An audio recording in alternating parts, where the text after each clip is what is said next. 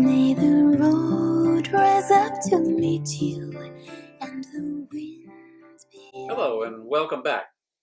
I hope you've had a great week of discovery, gaining confidence in your stride, learning more about who you are and with whom you walk.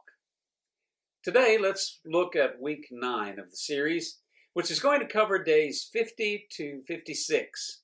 Or if you have the addition of the road rising that follows the calendar, then you'd be looking at February 19th to February 25th.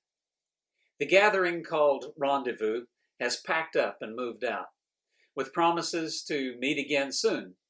The pilgrim, who has now become known to all by the name Friend, has set out with a new confidence and a greater appreciation for what he's experiencing.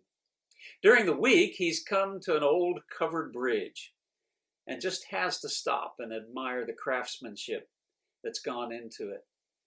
He can't help but draw the connection between man and God and the innate desire that we all carry for building things and building them well.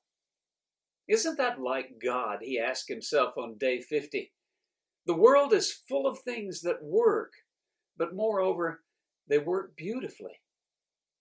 Like a master craftsman, God creates and then stands back and says, "That's good."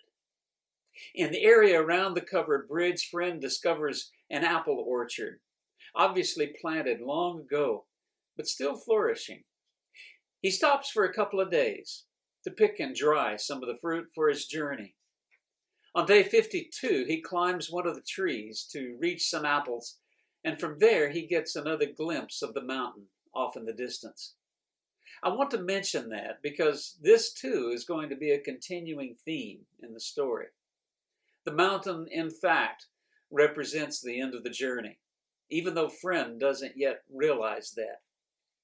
Let me read from his journal entry on that day. Day 50, February 21st. Rising from my sleeping bag this morning, I decided to pick several apples for drying. Looking for the best ones in the old tree I'd camped under, I found myself climbing up through its branches, feeling like a kid again.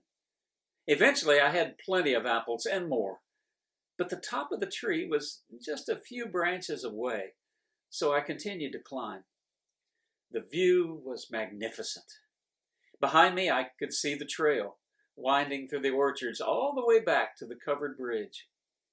The other direction revealed a slight descent, possibly a large body of water far off in the distance. And there, beyond, loomed the mountain I'd seen on the third morning on my trek. It had been so long ago I had almost forgotten about it. But there it was.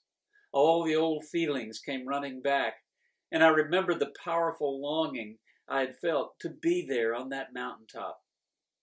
But now there was something different about it. No, the mountain was still the same, but perhaps it was me who had changed. At the beginning of this trip, I was a traveler, intent on reaching the goal, somewhat beyond that mountain. And now, after the people and the places I had met, the same mountain now took on a different view. Clouds covered the peak, and it seemed somehow mysterious, even frightening. I found myself hoping that my trail would take me around it rather than over it. I worked my way back to the ground and prepared the apples for drying, all the while thinking, just what does lie between me and the end of the trail? Am I prepared for what waits? And that, fellow travelers, is the goal of this series, to help prepare you for the journey ahead. I can't tell you what waits, not exactly.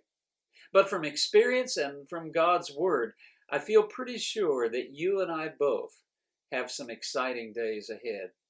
Scary in places, perhaps, but also exhilarating and fulfilling, knowing that this is not just a backpack trip.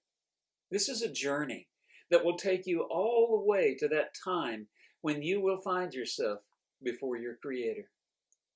He wants to prepare you for that time, and so that it will be the most wonderful experience you've ever had. so that you will hear those precious words from Matthew chapter 25, verse 23. Well done, good and faithful servant. You've been faithful in a few things.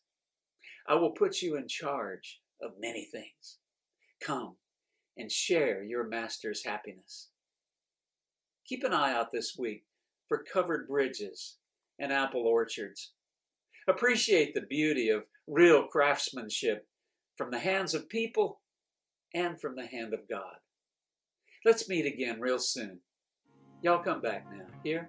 This particular experience takes me back to the early 1970s when my wife, Marsha, and I lived on the plains of eastern Colorado while I taught at a very small school located 50 miles from the nearest town.